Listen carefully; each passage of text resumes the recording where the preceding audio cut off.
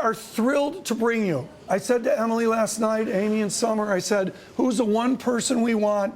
We're thrilled to have on the phone with us out of Iolani in Hawaii, Stanford many a moon ago. He invented a technology blog, Guy Kawasaki. Guy, wonderful to have you with us today. Good noon. I don't know if I can live up to that introduction, but okay. Well, it's all I know is everybody at Iolani could play water polo, and I was ugly at the time trying to keep up with you guys. Okay, so this big event happens. Yes. I remember walking into the store and looking at the Lisa as the failure of all time. What Yes. did Steve Jobs learn from his failures? Well, Steve Jobs has had very few failures, but the Lisa, I think, was the precursor to Macintosh.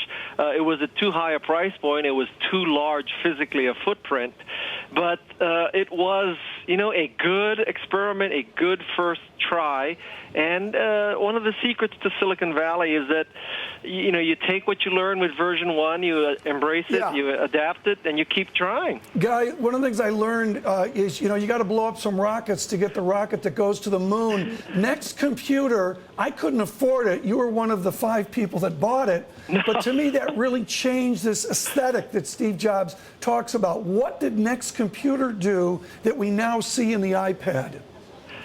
Wow, that's quite a leap. I don't know if you see anything in the iPad from the Next Computer.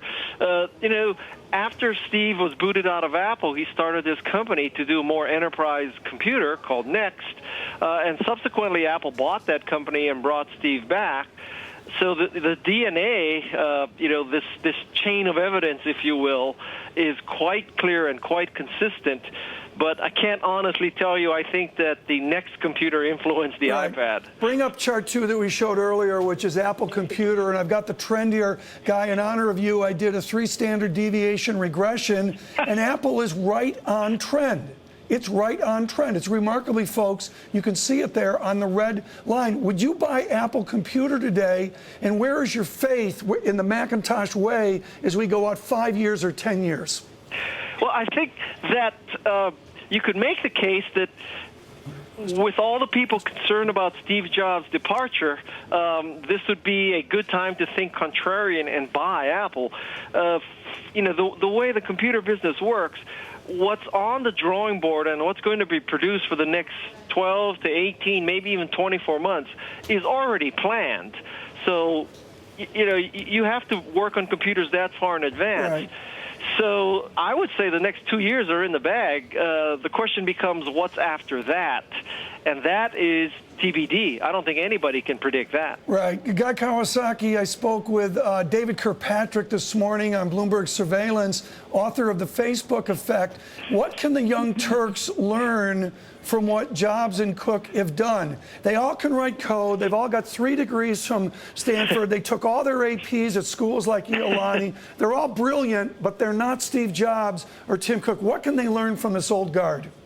What they can learn is that there is a significant number of people who care about design and perfection and anticipating what customers want even before the customers can articulate it.